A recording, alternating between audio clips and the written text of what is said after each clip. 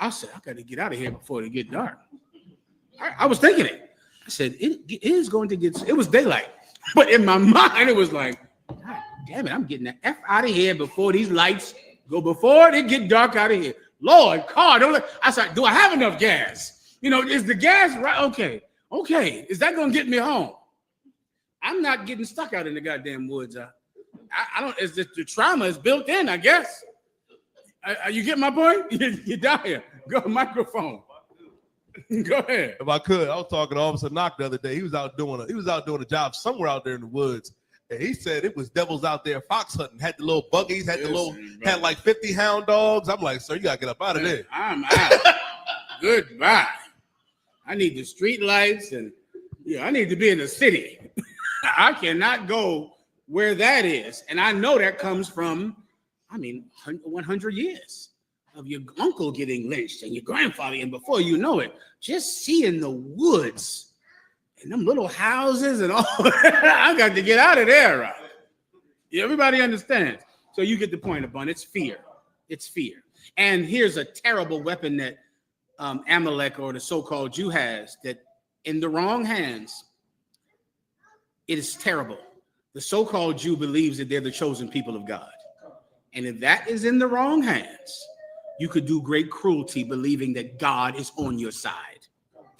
Like, that's something that only we can handle because we're kind and merciful.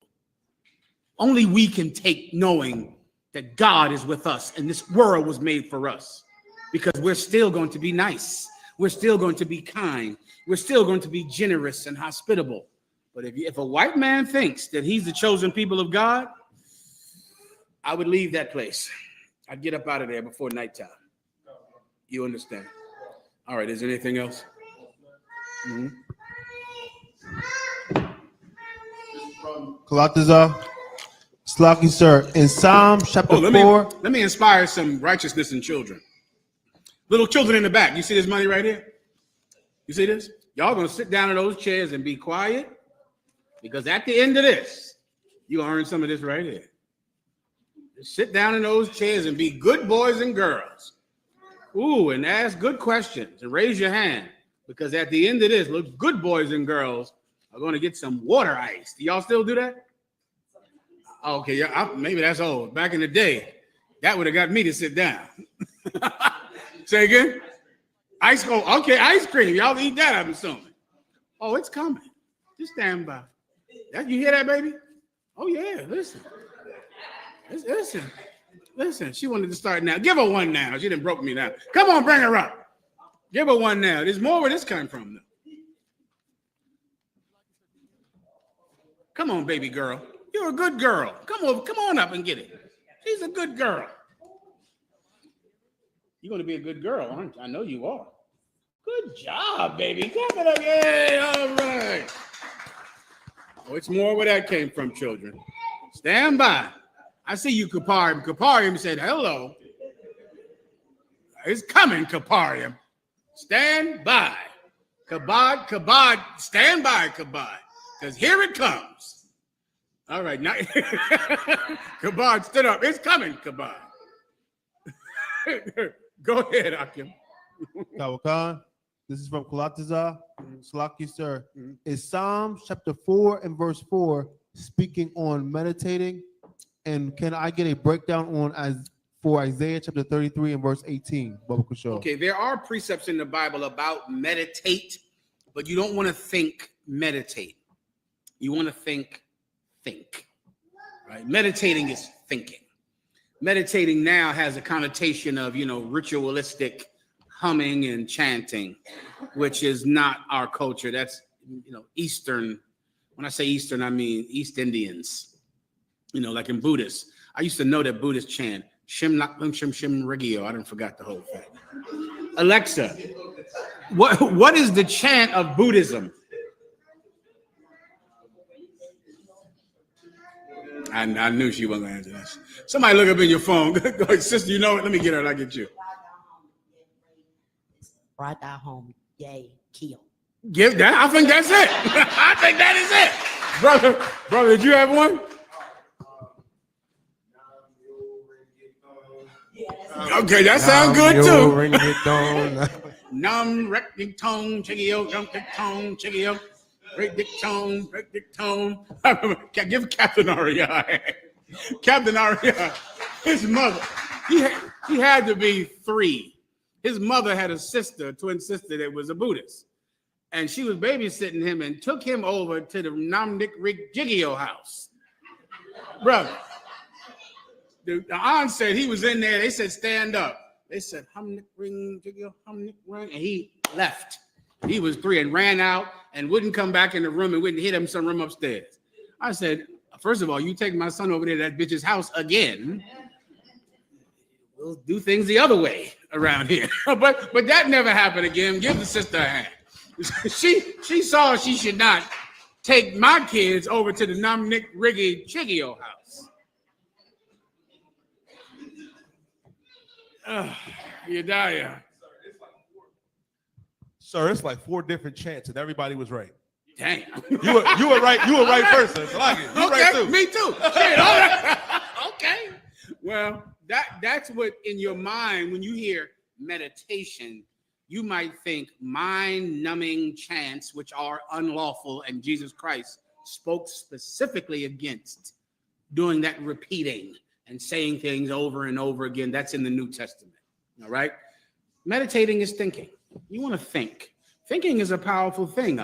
You don't realize that when you act on every emotion. That if you could slow down, the old heads used to say count to 10. You're angry as hell. Cool out. It was a great help to me with lifting weights. And I know it was because of the counting. Just the simple, I'm not doing what I would do when I was a kid, which is just do it. Just take no pause, just jump. Just do it automatically. And coming into the truth and not being allowed to have the animal inside of me free, I try to define ways to think, right? And thinking is absolutely beneficial. And so when you read the term meditate in the Bible, just think. Everyone understands, all right? You can read the precept now. This is the book of Psalms 4 and verse 4. Stand in awe and sin not.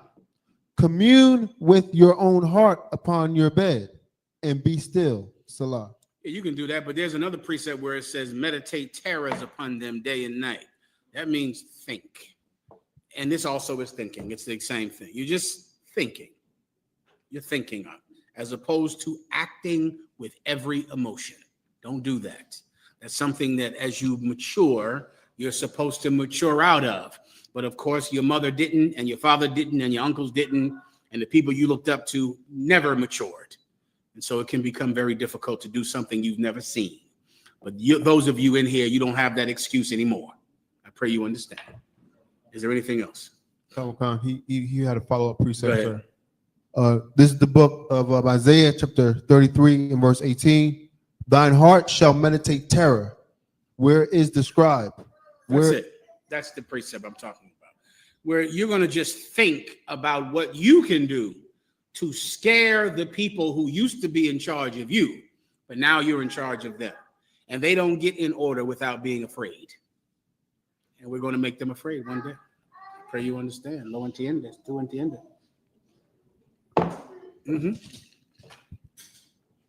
Anything else? This is from Isaiah Hagan. Shalom, Lord in Christ, sir.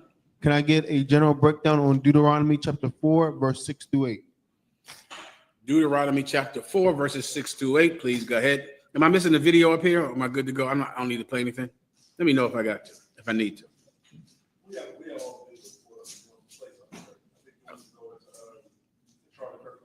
If we need to, if there's a pause in the questions, let's do it. If not, with General Johanna's permission, we can do it upstairs. All right, go ahead. This is the book of Deuteronomy, chapter 4 and verse 6. Keep therefore and do them, for this is your wisdom and your understanding in the sight of the nations. This is speaking about the laws, statutes, and commandments. Keep therefore and do them, for this is, read that again. For this is your wisdom and your understanding in the sight of the nations. let me tell you what's very important in life, which many times you don't know how important it is. Your reputation is important. The reputation that you develop in this school, in this nation, and the reputation you develop outside of this school and outside of this nation. White people are supposed to look at you and go, those people are the wise people of the planet Earth. They're the upright people. They're the people that don't behave like white people. They don't do what we do. They don't assassinate people because they disagree with them. They don't go and murder people. I was doing research this week on some brother. I don't even remember his name, but he was an amazing, was it a tap dancer? It might have been a guitar player. And he was so amazing, and he would travel all over the country during the time of slavery. And he was just so famous. And he went to some city, and he's playing his guitar, and he was sweating so bad. And a white girl went and wiped his forehead with a handkerchief. They waited till he got out of the Iraq and castrated him and killed him because this white girl wiped his face. And there were black people with him that was telling him, you better get out of here. And he was like, because he was from the North, which will happen so many times, but you wouldn't realize what it was like. And then some white girl just went and wiped his face, and he's dead. And we would never do that to someone. You understand? We would never treat people the way that white people treat people. When we're in charge of the planet Earth, we will be so much more kind than they are because we keep the laws. We keep the commandments. All right. And that's our wisdom in the sight of the other nations. They'll see us and they'll go, I'm a white man that loves to kill people whenever I get a chance, whenever I can, for any reason. I should follow Hispanics because somehow they find grace and mercy in the face of oppression, in the face of degradation. They find a way to forgive. They find a way to be kind. We should rule the planet Earth. And one of the greatest mistakes in history, if not the greatest, I'll have to ask Commander General Yana, is it the greatest? But as far as my assessment, the greatest mistake in history is allowing white people to rule the planet Earth. And that mistake was made by white people. White people should have not ruled the Greek Empire, the Roman Empire, the British Empire, the French Empire, the Italian Empire. Other white people should have said, we should not sit in this position because we're too cruel. If you give us power, we're going to do what we did in Russia, do what we did in Rome, do what we did in Greece, do what we did in Germany, do what we did in Italy, which is get power and kill everyone else. Black people should rule the world because they're more kind than us. That's what a wise white man would have said. And because here we are still today, trying to find a way for white people to take their rulership into the next century. This week at that Charlie Kirk memorial, not that I would ever say anything against Charlie Kirk, because I do not condone murder of any kind or the death of anyone at any kind. Okay. But at his memorial, there was a man named Stephen Miller who did an exact quote from Joseph Goebbels, Minister of Propaganda for Adolf Hitler. Did the quote. It's 2025. That white man wasn't alive in World War II. There's no reason for him to do that. But Charlie Kirk is dead now. And you know what that means? Someone else has to step up and be the new Charlie Kirk. The problem is, to be the new Charlie Kirk, you're going to have to be the most overtly racist white man that you can be, because they're waiting to see who now will take up the new position. I'm hearing online that they're starting to suspect that maybe one of his rivals might have been involved in a conspiracy to kill him. I don't know, but that's what I'm hearing online. Because it looks exactly like that. I can certainly understand it, because now that he's dead, at that funeral, people are stepping up to be as racist as they can be. That one who was caught with trafficking girls. Who's that one who's half black? He was trafficking girls. Andrew Tate said, I, as the father of white daughters, I'm afraid that somebody is going to rape my white daughters.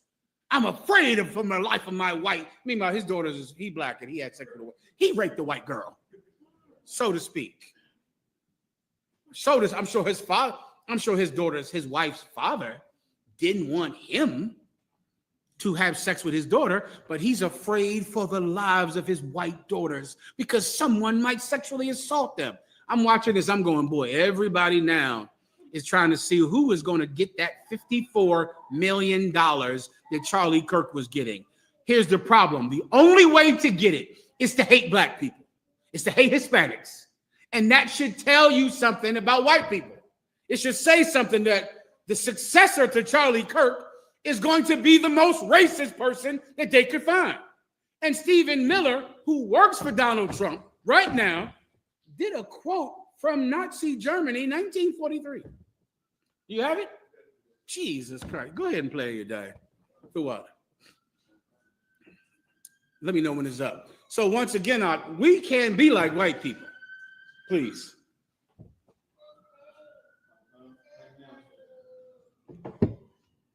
I am the strength and her courage. I'm reminded of a famous expression. The storm whispers to the warrior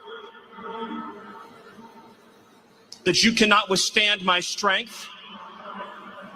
And the warrior whispers back, I am the storm. Erica is the storm. We are the storm. And our enemies cannot comprehend our strength, our determination, our resolve. He goes on to just do a white Nazi hate speech. That famous expression was made famous by Joseph Goebbels, 1942, at Nazi rallies in Germany. That's where that phrase comes from. Yeah, he's trying to be the new Charlie Kirk. We can't be like them. If white people had any sense, they would fight day and night to put black people in charge of the planet. They would fight day and night to put Latinos in charge of the planet Earth. Let me get the young sister's question. What's your question, sis? Give her the microphone.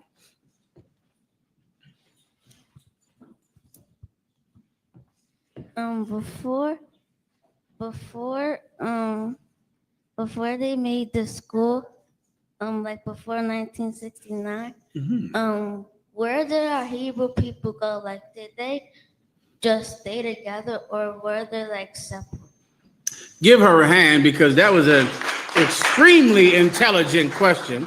She said before 1969, where did black people go for the truth? Before 1969, black people, Hispanic people just did the best that they could with the information they had at the time. They didn't know the truth the way you know the truth. They just tried their best. They tried their best to be good people. They tried to get through every day, to wake up in the morning and to go to sleep being a good person. But they didn't know the things that you and I know. You understand, baby girl? That was an intelligent question. And she knew about the school starting in 1969. Come on up and get some money. He threw that one in righteously. She knew that was the right thing. Come on up. Good job. What's your name? Come on up and get some. Give her a hand.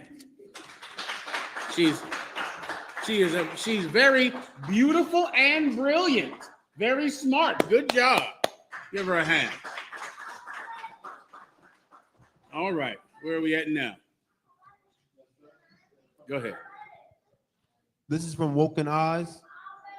Can I please get a breakdown on Isaiah chapter 27 and verse 1 and the book of Psalm chapter 74 and verse 14? No problem. You got it.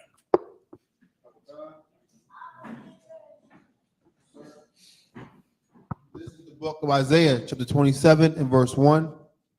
In that day, the Lord with his sword and great and strong sword shall punish Leviathan, the piercing serpent. Yeah, this is another biblical prophecy about the future Third World War.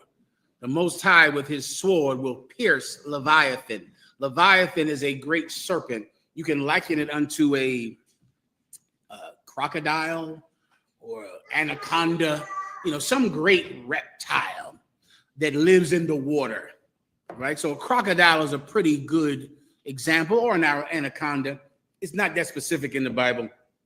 It just means a great water reptile, which, you know, a crocodile is a gigantic thing, an alligator or something like that, or an anaconda. So it's comparing our oppressor to a giant reptile in the water. And the Most High is going to pierce him like you would stab, you know, if you're on a boat and you got to stab a crocodile or kill a crocodile. That's what the Most High is going to do to our oppressor. This is a metaphor for God destroying the great dragon, the great reptile in our lives. It's a metaphor for that. All right? Good to go? Please, microphone, please. Copa outra vez, please. Pardoname. Go ahead. Salaki, sir, but so question. Mm-hmm. Satan's supposed to become divided in this Say that time. one more time. So Satan's supposed to be, or the devil is supposed to become divided at this time. Satan is supposed to be Leviathan? No, become divided. Become Leviathan? No, divided. Oh, divided. Yeah. Satan is supposed to be divided. Right. Go ahead. In this era, right? Mm-hmm. This is the beginning of their division. Mm-hmm. And but I'm trying to formulate this right. But then they're still going to, I guess, come together to oppress us, mm-hmm. but still be divided. Mm-hmm. And then Third World War divided. Mm-hmm. Am I surmising this correctly? Yeah. Let me tell you, it's nothing that we would ever do, but it is white people. It's them. You ever hear this term? Politics makes strange bedfellows. You can Google that in your phones, right? If you want. It tries to make political allegiances understandable to someone that is sincere and would never make an allegiance with someone that they hate. White people can make an allegiance with someone that they absolutely hate for power. Right now, let me tell you who's the two's together in the Democratic Party. In the Democratic Party, you have the transgender community, the gay community, and Black Christians who go to church every day. How are they even together? Like, how would that fit?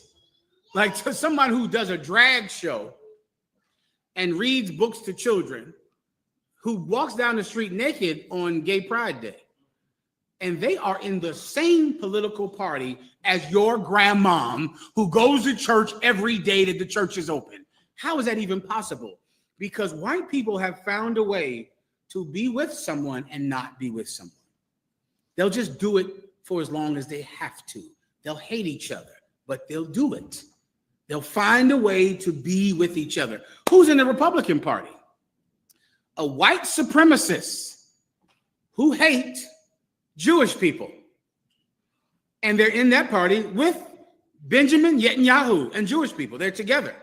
And they hate Jewish people. They can't stand them. They'll be in that party with Black conservatives who they hate, but they'll still join. It's something that for me in my workout, I don't even really understand it. So I kind of focus on what is true. Because when it comes to politics, who in the hell knows what's true? Who in the hell knows who's an enemy and who's not an enemy? You get my point? Like, do you have the numbers on AIPAC? AIPAC, I sent you the numbers on AIPAC, on who AIPAC sends money to, what political parties. AIPAC is the Association for Israel.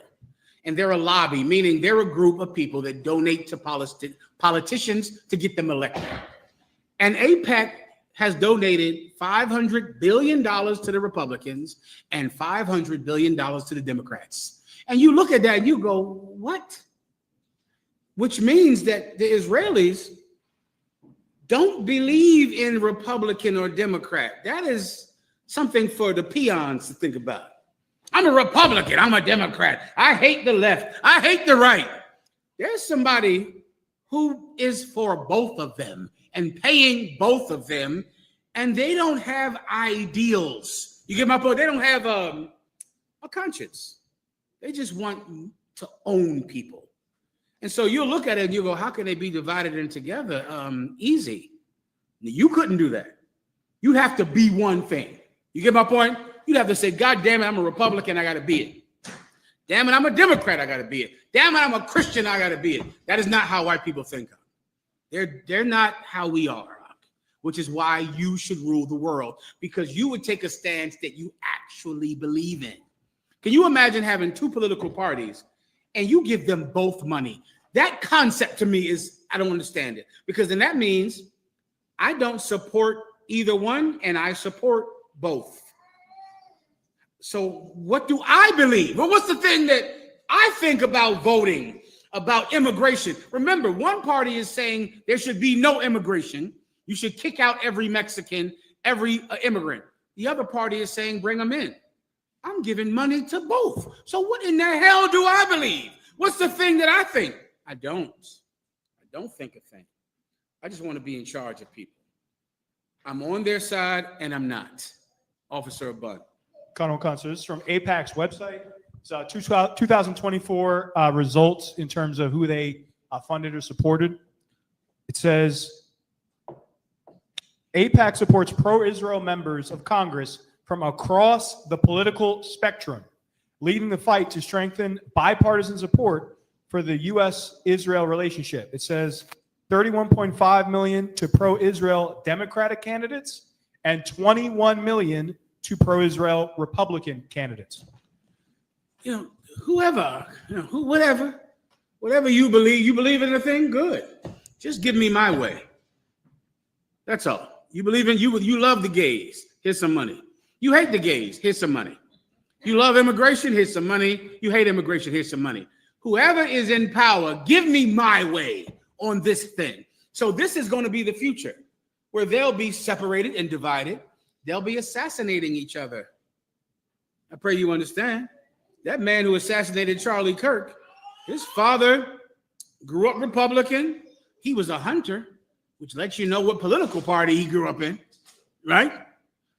And then he assassinates Charlie Kirk, right? They're going to be with each other, against each other, hate each other to death, fight a third world war. And then when they see Jesus Christ in the sky with his army, they'll decide, hey, we got to come together.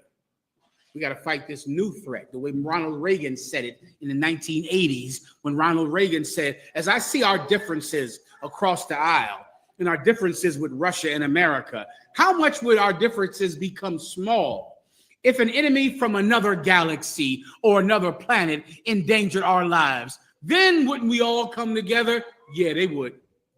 They would come together. They would squash their beef and decide, for power, let's agree. Black people, we don't do that well. Black people do not unify well. And so many of you out there online, you think that is a detriment. I done heard this my whole career under Commander General Yohana. Why can't you come together with the other Israelite groups? Why can't you, and some faggot told me that some LGBT person told me this week online, General Muhammad, why are you always talking about the IURC? Why can't you unify with them? Why can't you come together with them? And as I read that, I go, this is a man who doesn't believe in anything. And you don't know what it's like to believe in something. If you really believe in something, you can't unify. Do you understand? Now, if I don't believe in anything, shit, bring the purple pigs, we'll all come together. The Sakari, you know how many years y'all was telling us to join with the Sakari and come together? Yediah, Knock, you remember? How many years did you have to hear, why are you coming against the Sakari? All Israel should be one. There's no one of us that is righteous. We all should be unified. 4 years, you were telling us to come together with that man with a penne in Tuculo. And you were telling us, join with him, be with him, unify with him. The Sakari, he made some video, Captain Tazariot told me, where he said, we got to come together with the IUIC. The Isupk is wrong. We got to be with them. We would never join any Israelite group ever. The only way an Israelite group could be with us is to throw away that group and become students and troopers in the Israelite School of UPK. We could never unify. We could never come together. for the sake of being one ultimate Voltron joined together Israelite group. We would never do that. We'd rather just be pure and sincere and on the side of right. A white man does not think like that. He would, if these Israelite groups were white, if the UPK was white, shit, we'd have joined these groups a long time ago. Made one giant Israelite group like Voltron. Came together as one and had a political front. Not under commanding General Yohana's watch. Not under him. We join no one. We keep our integrity above power, above money, above gain. And this is something white people can't understand, which is also why they should not be in charge, and we should. You understand, warrior, correct? Anything else? As preguntas. Go ahead. This is from Yasha Wam Ya'ala Bun Bunyamian UPK. A algo mas. That's anything else. A algo mas. Anything else? A algo mas. Go ahead. Slaki, sir. Would Psalms 147 verses 19 through 20 be a precept to Deuteronomy chapter 4 verse 6 through 8, sir? Let me hear 24 through 68. What does that say? Through 68 or did he say 68? Deuteronomy chapter 4 verses 6 through 8. Let me get the little sister's question for 1 second. Give her the microphone back there. What's your question, sis? Is ghosts real or ghosts fake? Say that one more time. Is ghosts real or fake? Give her a hand because that was an excellent question. She was articulate. She was articulate and intelligent. She asked, are ghosts real or are ghosts fake? Ghosts are fake. They're not real at all. A ghost doesn't have a body. He doesn't have feet. He doesn't have hands, which means he can't hurt you. He's nothing. Ghosts are not real at all. Ghosts are little lies that they tell children to scare children. But you have nothing to be afraid of at all because ghosts are fake. Now come get some money for that excellent question. It was intelligent. It was articulate and informative and helpful to other children. She's beautiful and intelligent. Give her a hand. Well said. All right, next. As preguntas. Yes, sir. You wanted the precept, you wanted the Psalm precept or Deuteronomy precept? Deuteronomy. Deuteronomy, come. This is the book of Deuteronomy 4, verse 6. Keep therefore and do them, for this is your wisdom and your understanding in the sight of the nation. He's asking, is that a precept for Psalms? Yeah. The precept he's pulling is that we're the prophets, and yes, use that. That the precept he wants to pull in Psalms is saying that the Lord only talks to the Israelites, and the Lord only talks to the Israelites. The other nations don't know God, which is why if you tell them that they're the chosen people of God, they'll starve 3 million children. Can you imagine what we would do in Palestine? You should think about that. Like, just switch places with the so-called Jew. Now, blacks and Hispanics, you're in charge of the planet. You control Palestine. You have nuclear weapons. You have all the money, all the resources your children have since the 1940s. Think about what you would do in Palestine. You would feed every child in Palestine, every last one. I love those videos. I try to keep them on my phone. When black people see a little white girl dancing hip hop music and they clap for her, or a white boy who's nerdy, but he knows how to dance and rap. And black people go, all right, Jeremy, go ahead, Jeremy.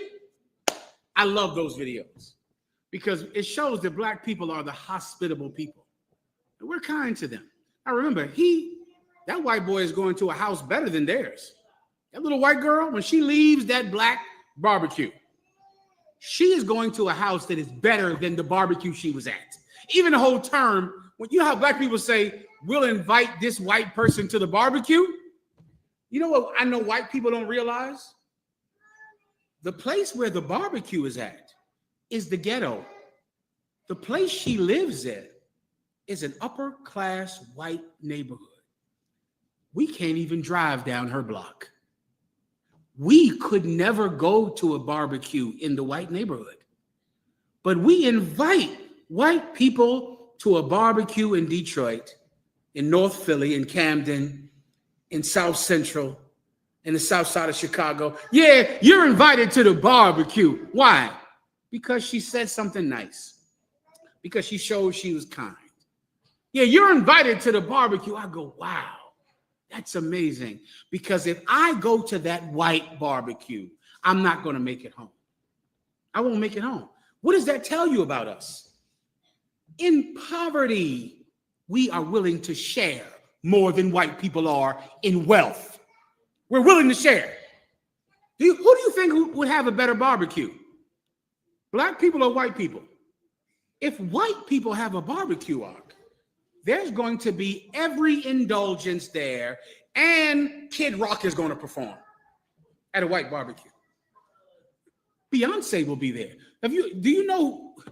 I hate to do this because it's going to make me angry. Tell me what black performers have performed at bar mitzvahs. Brother, Beyonce is going to be on this mother effing list. You understand me? Jay-Z is going to be on this list of performing at a Jewish bar mitzvah for some 13-year-old kid. You don't know who his father is. You've never heard of him. But Rihanna is going to be at this bar mitzvah, performing there as a paid entertainer. Meanwhile, we can't go. We can't go. At our barbecue, where we thank the Lord if there's cold beer and chicken and good potato salad, they're invited. They can come. We should rule the world. That means that we're the good people. We're the kind people. We're the people in poverty. We're willing to be more hospitable, more conscientious than they would ever be in wealth. A bun. This from Google, AI overview. Many artists and public figures have performed at bar mitzvahs, including Lil Yachty, Nicki Minaj, Drake, and Lil Baby. Stop. I didn't want to hear this. I know I didn't want to hear that Drake performed at some Jewish man's bar mitzvah who I've never heard of, who I don't know who he is. But some Jewish man said, hey, little, give me a Jewish name, a boy's name. Hey, little Malika, who do you like? Well, Dad, for my bar mitzvah, I'd like Drake. No problem, little Ben Yehudi. If you drive Drake, his security or the people that fix his lights better be on that bus, because if he drives to that neighborhood and they don't know he's with Drake, he's getting pulled over in Connecticut. Aren't we the kind people? Aren't we generous? Give the brother in front of you. Let the bun finish. The bun, you finish and give it to him. I had more. I had, while less common, pop stars like Justin Bieber have also performed at these events. And then it says, athletes. It says athletes have attended and performed at bar mitzvahs, such as MLB star Hank Aaron, who danced and sang, and former NBA. Why'd you read that?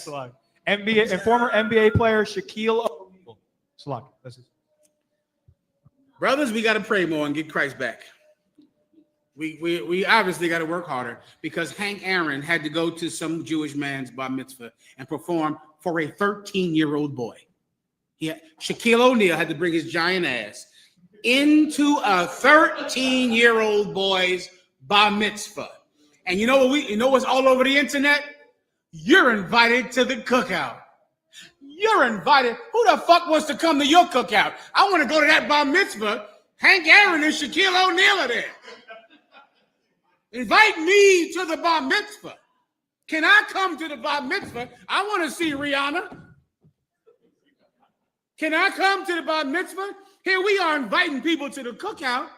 Bring me to the bar mitzvah to see Shaquille O'Neal and Hank Aaron at a goddamn bar mitzvah. I got to go. I have to get out of this class tonight. Here you go, more questions. All right, go ahead. You're going to break me with this one. Just, Okay, you no, must do it. just a precept. Please. Ezekiel 16:34. I will break it down. No, I think you want that me it ties into what it's you the guys are precept. saying. Please read it then.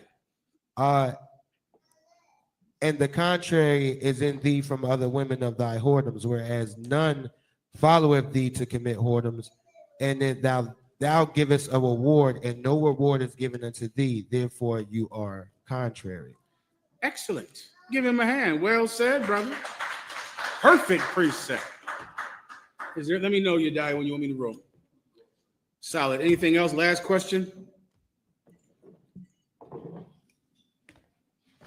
We good? I'm sorry. No more questions. Let's get the young men out. Let me tell you about these two young brothers right here, Kabod and Kaparium. Get them both a hand. You brothers might not have noticed this, but they waited until the young sisters could get the money first. That was very kind, Kaparium. You waited until the young sisters got the money until your turn. Very kind, Kabod. Kabod did an excellent thing. They showed discipline. They waited until the end. Come on up, Kabod. Come get some. This cat here is a young, strong gentleman. You see him up here. You see what he's dealing with. Come on, come. That's right, brother. Good job, Kabod. Good job. Give him a hand. Come on, let everybody see you. Good job. You see all that? That's the Israelite School of UPK, young brother. Go ahead and get on out of here. Come on up, Kaparium. Look at Kaparium. Intelligent, strong. Give him a hand. Knows the salute. How about some y'all side, brother? You know, good job, brother. You waited until the end. You're very patient and wise and strong. Give him a hand. Well done. Nog, I appreciate you, Tawada. With that, we're going to pass the class over to Priest Officer Mathumya. You got it.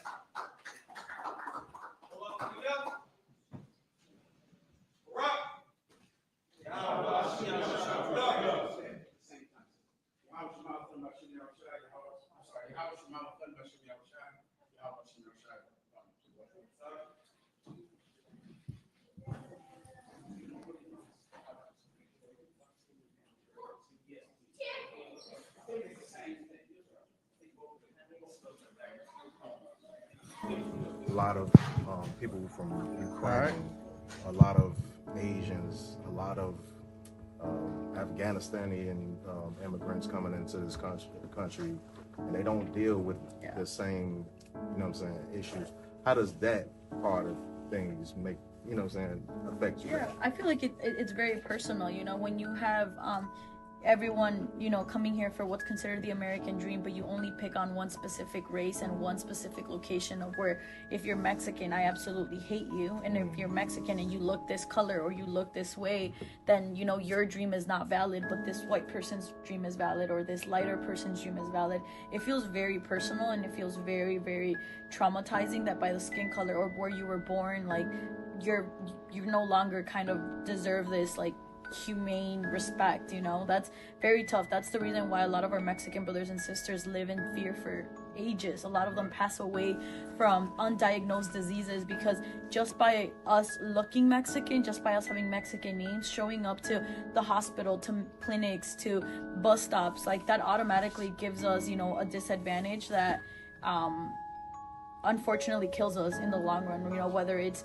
mental health issues. A lot of our people suffer from really bad mental health issues because if you're in a classroom and you're Mexican, you're instantly looked as uneducated. If you're speaking Spanish at a grocery store, you're gonna get looked at to make sure you're not stealing something, that you're not, you know, when Trump called us all rapists, like that in of itself is so inhumane. And, you know, you kind of see him go to these people to, you know, send back criminals, but yeah, we have shootings in schools every single other day.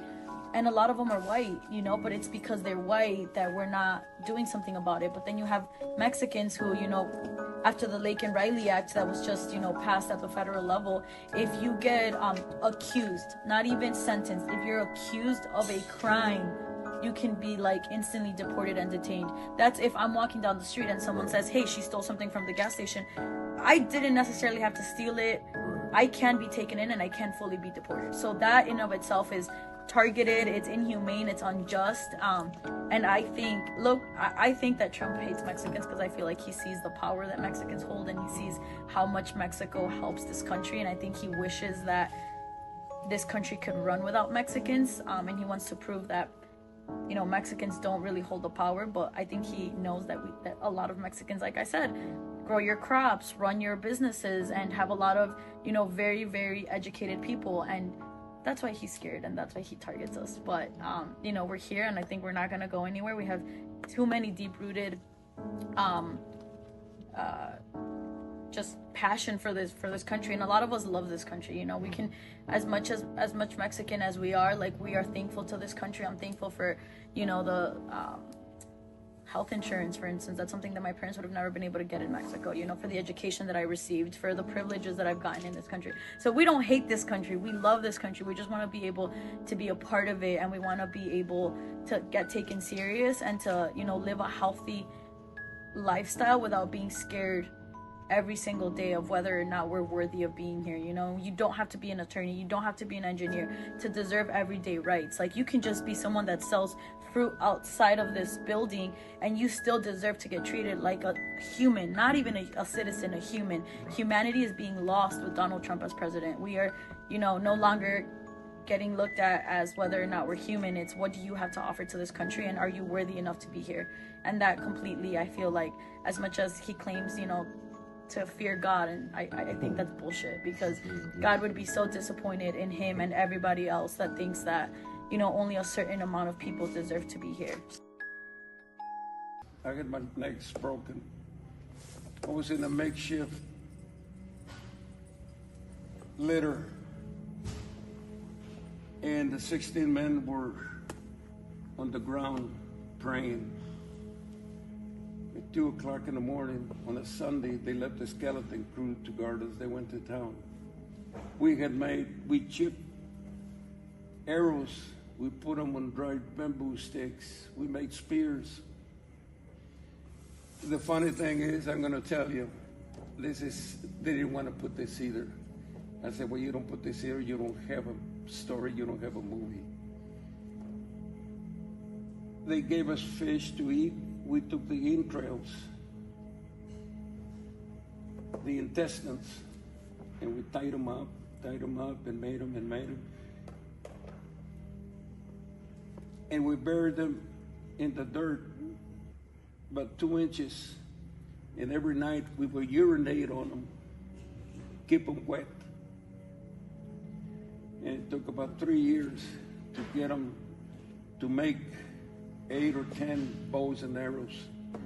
We used them to make the string for the bows. We killed our captors. That's right. We liked them. You have no idea how you feel to kill your captors, because they were kind of nice to you, some of them. And then you had to turn around and kill them, which we did. We took their AK-47s and we used them against them, and we went through the jungle. But before we left, we were praying. And this part, they wanted to leave out also. I said, well, then you don't have a movie, you don't have a story, including Reader's Digest. So as they were praying, down on their knees, 16 natives, I was on a litter, looking up, praying, because they were going to drag me because I had broken knees. As they were praying, an angel about 50 feet long with his wings stretched, beautiful man, came like this through the bamboo stalks, and he looked at us, didn't say a word, didn't say anything. Within 7 or 8 minutes, he disappeared. There was a sign that we would be okay. We were, but we were treated as deserters. when we landed in San Francisco at the Presidio Army Base, which is no longer there, we were put in chains by the military police, sent to trial, and sent to labor, life imprisonment and hard labor at Fort Leavenworth, Kansas. We were there 2.5 years when Nixon exonerated us. They called us in. Well, the president has exonerated us. You're free to go. You go and take a shower and get your uniforms ready. Your enlisted rank or prior rank you had, you will go as soldiers and you will go to your destination. I said, what? Wait a minute. I went home. I'm an orphan. I didn't have a mother. My dad had passed. No welcoming, nothing. Got home. First thing I got was bananas, oranges, eggs thrown at me. I couldn't believe it. I just couldn't believe it. I sued the government. It took 35 years for them to exonerate my story, and they had to give me back pay. 6.5 years of captivity, 2.5 years of imprisonment in our own country, and injuries for my injuries. And my lawyers collected over $22 million. We had military lawyers, civilian lawyers. And I only got $500,000, and then we were taxed on that. I said, you can't tax us for combat pay. So they finally took it off. And it was one hassle after another one, after another one, after another.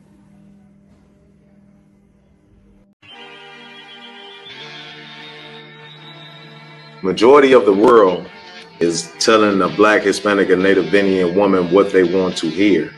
You know, what we need to do is try to come together as a race of people and stop being persecuted and murdered in the streets. And when we worship the God of these other nations, we give all of our resources and all our love and dedication to their gods. That man is supposed to be the head of the household, hands down, period, point blank, because he will lead you correctly. Yahshua my Allah.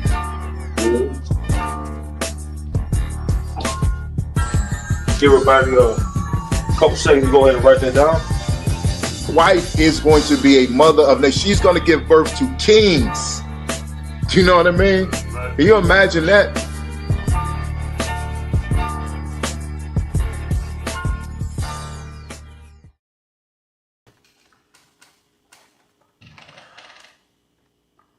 Hey, Shalom, Israel.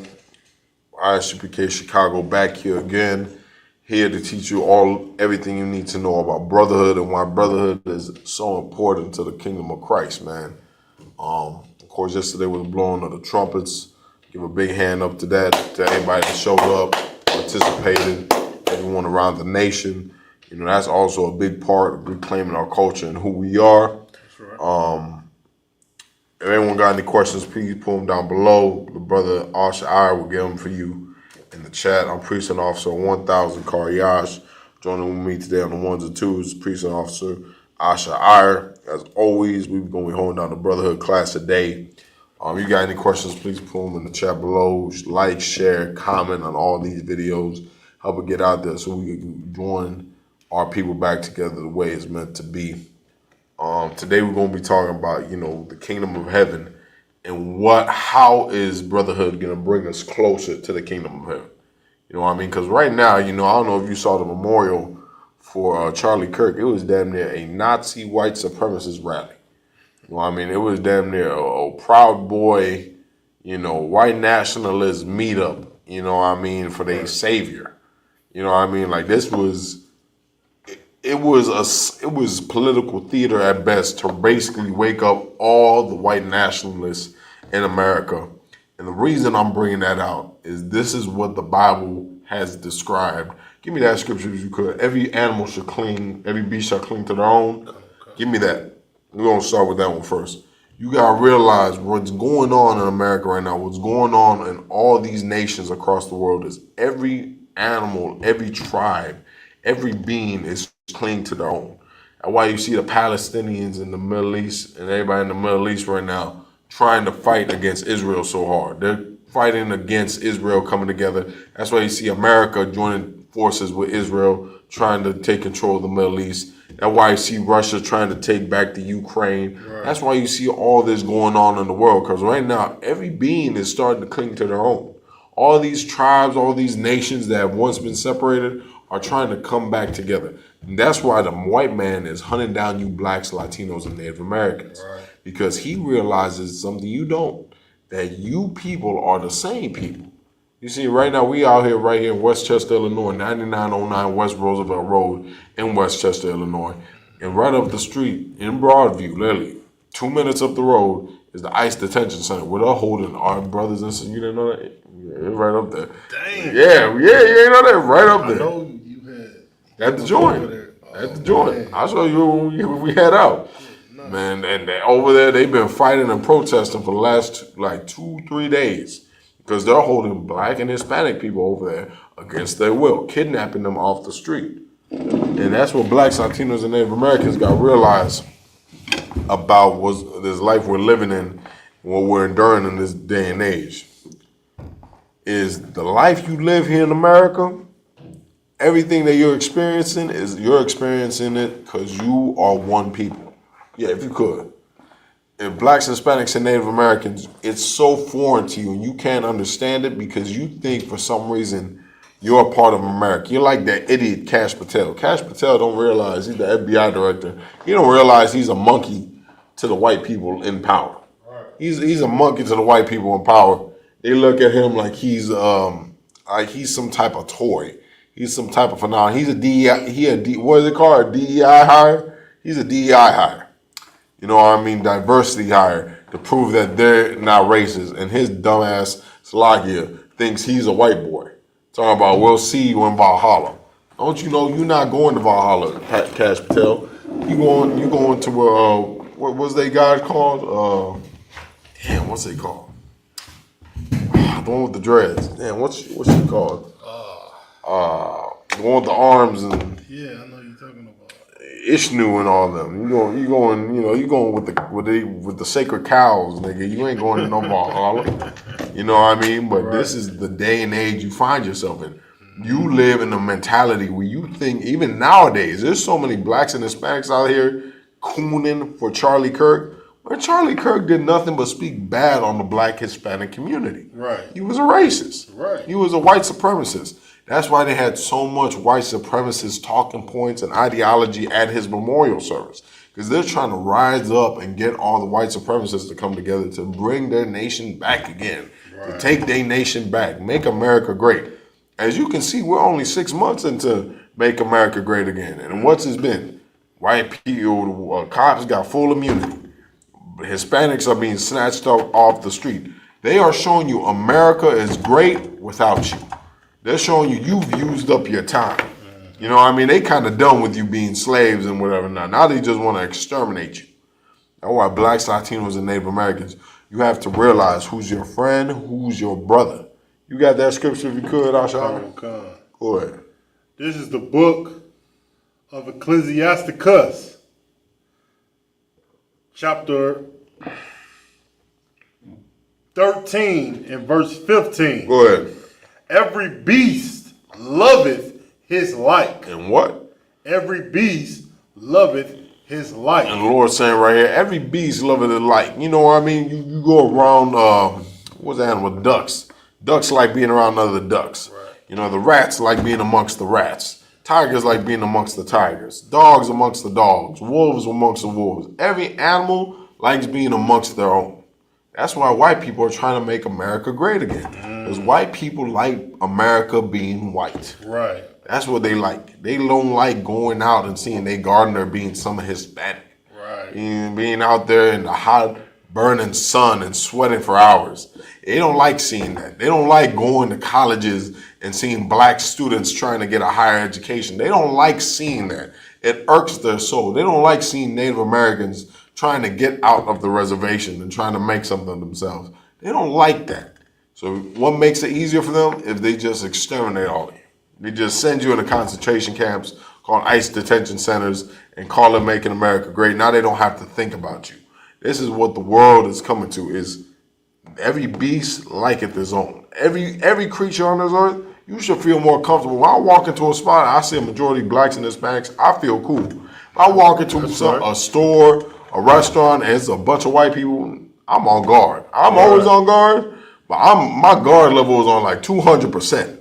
I don't know in here who might be a Charles Manson, who in here might be a school shooter. You know,